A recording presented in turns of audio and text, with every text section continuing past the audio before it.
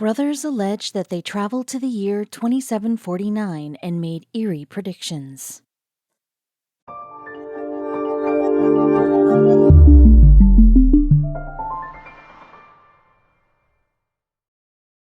But before we start, please make sure to subscribe to m&rtv and hit the bell so you never miss any upload from us. Also, leave a like right now. The prospect of time travel has long captivated the human imagination. To leap forward and know the future would give invaluable insight, or perhaps a maddening curse. For most of us, jumping backward or forward in time only exists in fiction. But for two military brothers, their supposed trip to the year 2749 was very real, and it was nothing like Back to the Future or Doctor Who. Instead, it was a total nightmare. During World War II, brothers Duncan Cameron and Al Bielek were selected for a top-secret government study aboard the USS Eldridge. The brothers expected it to be secretive, but they couldn't have predicted the mind-bending nature of the study. Bielek was silent for years about what he experienced on the USS Eldridge, but at 60 years old he came forward with shocking news. The Navy was developing a device that would make ships invisible to radar, and they'd been doing so for decades. This sounds far-fetched enough, but Bielek's next claim made the idea of an invisible ship sound totally plausible in comparison. It all started, he said, when he watched the science fiction film The Philadelphia Experiment. The events in the film were strikingly familiar to him. Soon after he watched the movie, Bielek began experiencing strange flashbacks. He knew intuitively that these flashes of another world weren't imaginary, but very, very real. They weren't visions, they were memories of a distant future. With that, Bielek claimed that the Philadelphia Experiment wasn't just a movie, but a real-life government experiment that he had unwittingly been involved with. At a conference in Texas in 1990, he came forward and finally told the entire story. Bielek said that a real-life version of the Philadelphia Experiment was conducted on the USS Eldridge back in the 40s while he and his brother worked on the ship. When a strange device was activated on the ship, multiple witnesses claimed that the ship was enveloped with a green-tinged fog. Before all hell broke loose, the ship vanished into thin air only to return 15 minutes later. Upon arrival, the crew began suffering from delirium and nausea, and those were the tame symptoms.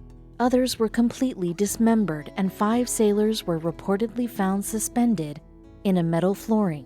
Bielek claimed that he and Cameron tried to escape the ship by jumping overboard, but when they did, they didn't land in the water. Instead, they found themselves floating in what he could only guess was some physical form of time before being catapulted into the future. When the brothers finally awoke, they weren't on the ship or even in the water. Instead, they were in a hospital and covered with radiation burns. When Bielek asked what year it was, the answer left him floored. "We arrived in the year 2137, he said. The state of the world in 2137 was bleak, he discovered. The U.S. was unrecognizable as the West Coast and southern U.S. were submerged underwater. Florida had broken away from the country and sunk altogether. Before Bielek and his brother could even begin to fathom these changes, the unthinkable happened. They were once again transported through time. When he woke up again, Bielek was in another hospital room, but this one was filled with bizarre-looking machines. The advanced surgical material Bielek described allowed doctors to conduct vibrational and light treatment therapies as a way of healing people's wounds. The TV played only news and history programs. By then, Bielek wasn't surprised when he learned the year. It was 2749, he was told, and he had trouble wrapping his brain around the technological advancements of the future. He claimed that the whole planet was controlled by a synthetic computer system and that people communicated telepathically with the help of AI technology. Despite the technological advancements, Bielek stressed that the world of 2749 was no paradise. He learned that wars between Russia and China and the US and Europe had decimated much of the planet and left most of the world under military rule. There were some potential bright sides, according to Bialik. The concept of money was obsolete in 2749, and humans had mastered anti-gravity to the extent that entire cities floated above the surface. Before he and his brother could truly explore, however, they were transported once again. But this time they went back in time. When they landed, it was in Montauk, New York in the year 1984. Disoriented and confused, they were swarmed by Coast Guard patrols and taken to a secret location where they met a man named John von Neumann. What von Neumann told them was shocking. The brothers, he claimed, were involved in a top-secret government program called the Phoenix Project, and the true aim of the project was to, you guessed it, harness time travel. Unfortunately, von Neumann explained, the USS Eldridge was now stuck in an expanding hyperspace bubble that would eventually consume the Earth. To prevent this from happening, Bialik and Cameron needed to board the ship and destroy the device. They accepted the challenge but began feeling nauseous and experienced hallucinations on the ship, just like when they were aboard the Eldridge during the initial invisible ship experiments. When they found the device, they took to it with axes. The next thing the brothers knew, they were once again in hospital beds, but this time their surroundings were familiar. They had been warped back to the 1940s, but were so confused about what they'd experienced that they kept their mouths shut for decades. It wasn't until a group of prominent scientists came forward with more sophisticated theories on time travel that Bialik began speaking on the incident. But when he finally shared his story, concerning details about his past came to light. Bialik had a shady past that immediately alerted skeptics. Apparently, Al Bialik wasn't even his real name. He was born Edward Cameron in 1916.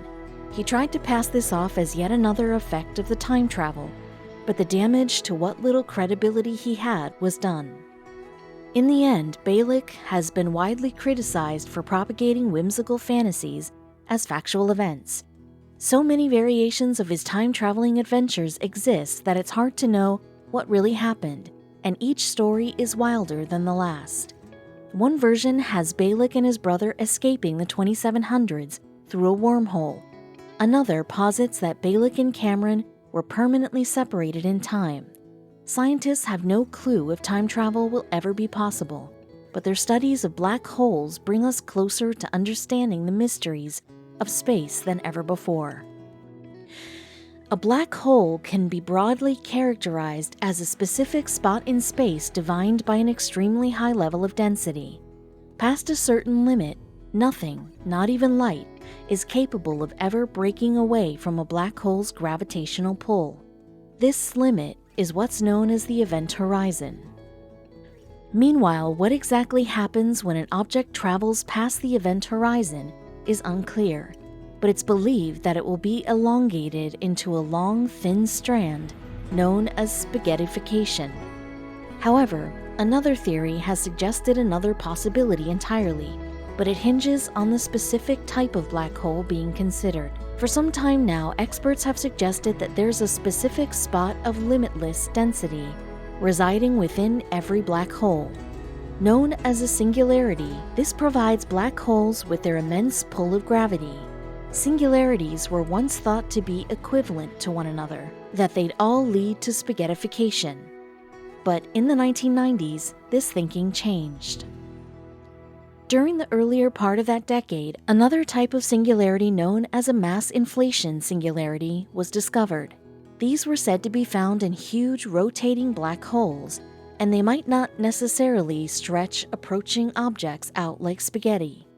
This being the case, a vessel, like, say, a spacecraft, could potentially travel through it, and who knows what might await on the other side. Meanwhile, the notion of a black hole can generally be traced back to 1784.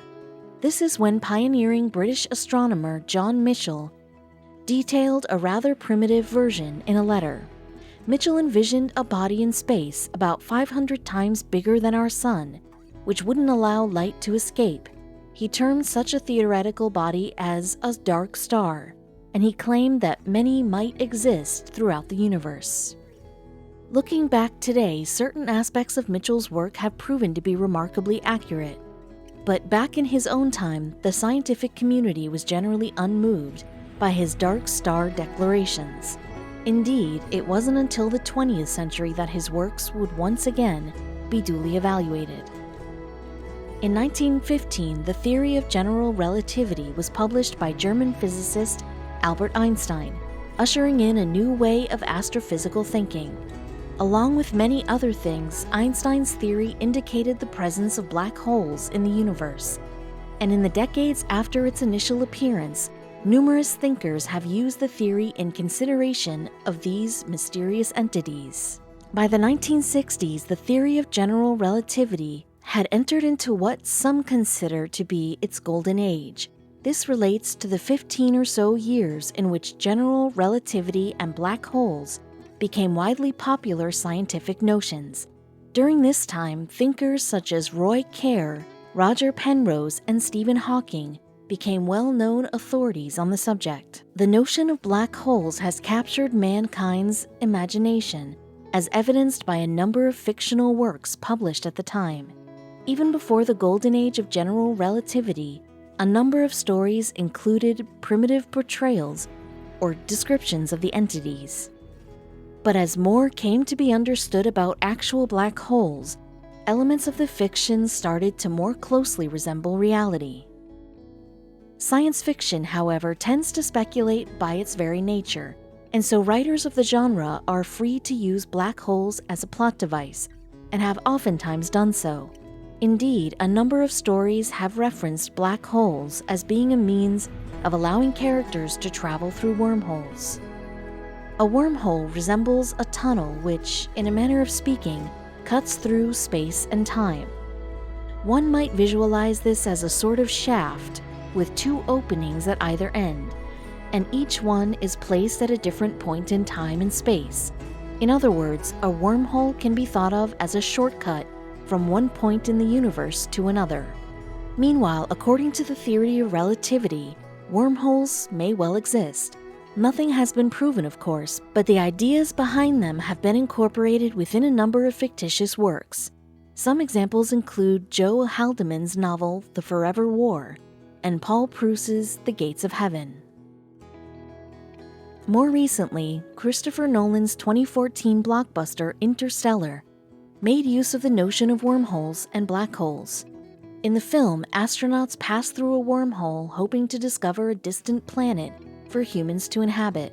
At one point, the protagonist even passes over the event horizon of a black hole. During Interstellar's development, physicist Kip Thorne was consulted so filmmakers didn't stray too far from the realms of scientific plausibility. But despite his input, the film is a work of fiction and scientific inaccuracies consequently crop up. However, the notion of a spacecraft traveling through a wormhole or a black hole might itself not be so ridiculous. In the wake of Interstellar, a doctoral student from the University of Massachusetts, Dartmouth, attempted to establish whether traveling through a black hole would be survivable.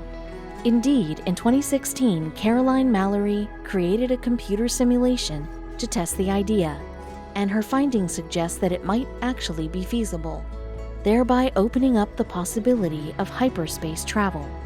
One of Mallory's university professors is Gaurav Khanna, and in January 2019, he wrote an article for the media outlet The Conversation in relation to his student's work. In his piece, he explored whether, indeed, humans could travel through hyperspace.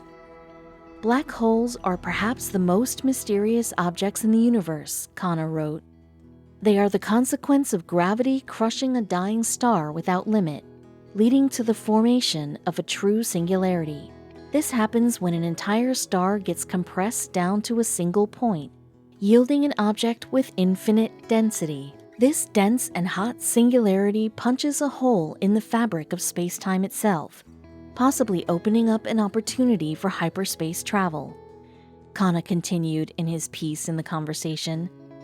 That is, a shortcut through space-time allowing for travel over cosmic scale distances in a short period. However, expert consensus generally agrees that a body traveling through a black hole would be destroyed. Indeed, it would be strained, pulled apart, and compressed in the process of spaghettification. But as Khanna explained in his article, this might not necessarily occur in the case of every black hole. Specifically, if a black hole is of considerable size and rotates, then an object traveling inside might retain its integrity, Khanna said. This is due to the so-called mass inflation singularity that is found within. And as we've touched on before, this differs to the singularities that were once considered to be within every black hole. Mass inflation singularities do lead to a pull of gravity, but they cannot pull apart an object infinitely. This is in opposition to the nature of the other type of singularity. In other words, an object being pulled inside a rotating black hole of considerable size might not necessarily be destroyed. In his piece for The Conversation, Khanna explained that the mass inflation singularities found within big rotating black holes are comparatively weak. Therefore, bodies that travel inside such black holes could be left undamaged. In case this proves to be a difficult notion to comprehend, he also provided a helpful analogy. To illustrate his point, Khanna described a candle with a scaldingly hot flame burning away. If one were to leave their finger upon this flame, he explained, they would get burned. But if they were to swiftly pass their finger through, they wouldn't. By the same token, if an object passes through a big rotating black hole swiftly, it might escape damage. So is this to say that people aboard a spacecraft traveling inside a big rotating black hole would experience no effects? Well, an associate of Khanna called Lior Burko has his own thoughts, as he detailed to Business Insider in 2019. He claimed you would feel a slight increase in temperature, but it would not be a dramatic increase. However, there are a number of factors that must be noted when envisioning such a scenario.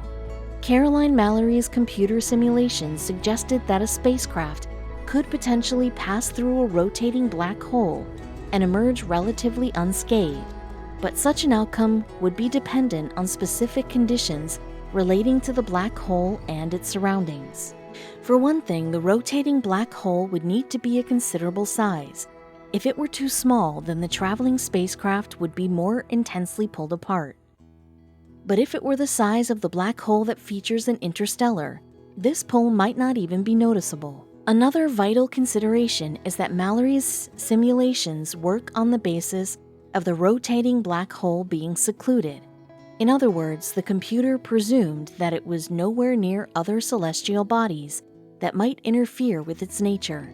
But as Khanna noted in his piece for The Conversation, most black holes are surrounded by cosmic materials.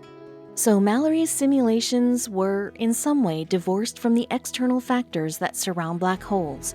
But as Khanna has pointed out in his piece, her work can now be consulted and built upon, and such future work can take into consideration more genuine influences in the vicinity of rotating black holes. Computer simulations are undoubtedly an invaluable asset within the study of black holes. After all, the technology required to get close enough for practical experimentation is still far from reach today. But if we imagine that such space travel was presently possible, where would be an appropriate site of analysis? Well, somewhere in the middle of the Milky Way, the galaxy within our solar system, there lies a region which is an astronomical radio source. This area is known as Sagittarius A and has been noted for a number of specific features, including what is believed to be a supermassive black hole. In 1931, a pioneering radio astronomer named Carl Jenksy first noted radio waves emanating from the middle of our galaxy. He discerned that they were headed toward a group of stars collectively known as Sagittarius, and so fittingly, the point of origin of these radio signals was named Sagittarius A. By 1974, new discoveries by Robert Brown and Bruce Balick shone more light on the nature of Sagittarius A. In a 1982 paper published by Brown, an asterisk was added to the term, making it known as Sagittarius A*. The asterisk simply relates to the high level of energy which define the source of the radio signals.